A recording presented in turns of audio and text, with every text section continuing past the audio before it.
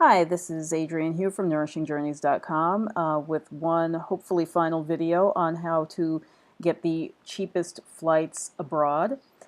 And I wanted to just clarify a few things before we get started. First is that I had mentioned that Cheap Air's ticket at the time that I booked my flights was $585 flying out of JFK Airport, which is about an hour and a half from where I am, so it's not too bad. The unfortunate part is that I have to go through New York City or around New York City, and depending on traffic and the day of the week and all that stuff, if there's an accident, it could take like 5 hours, which is, if you read my article on the $2,000 GPS, you'll find out that that's exactly what it took us to get to JFK Airport one time. So you want to be careful of that.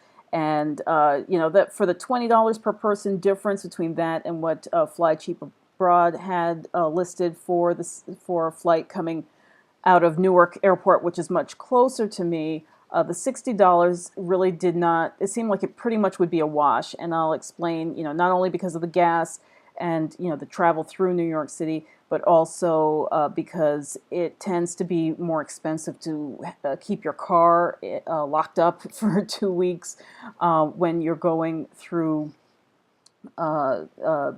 JFK versus Newark Airport.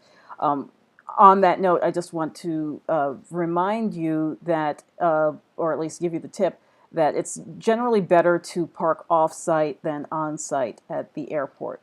And one of the reasons is because you will get much better rates for parking, especially if you have long-term parking, but also because they will shuttle you, which you rarely have to wait very long at all for the shuttle. They'll shuttle you right to your ticketing counter.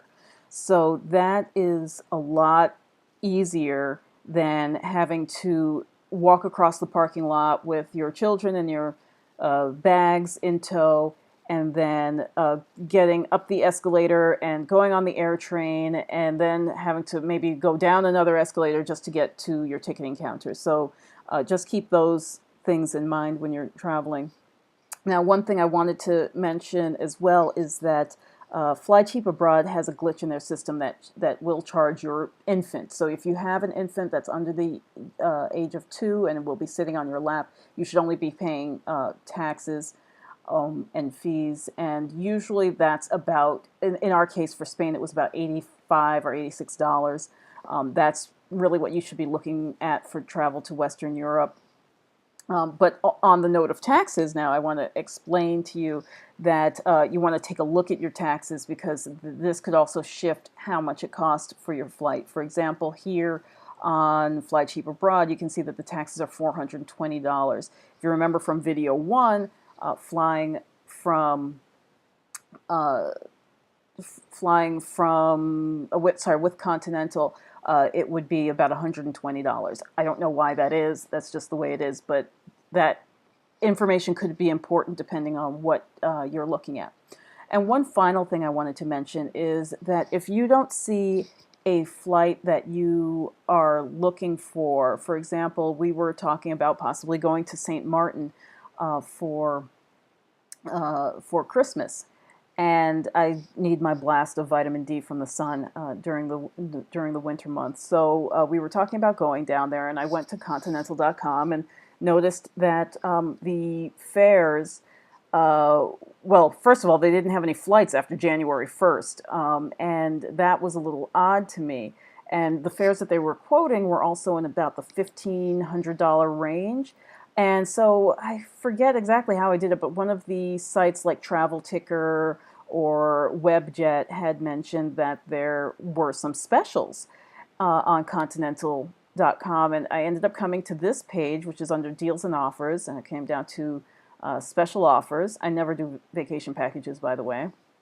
I find them to be a major ripoff. But anyway,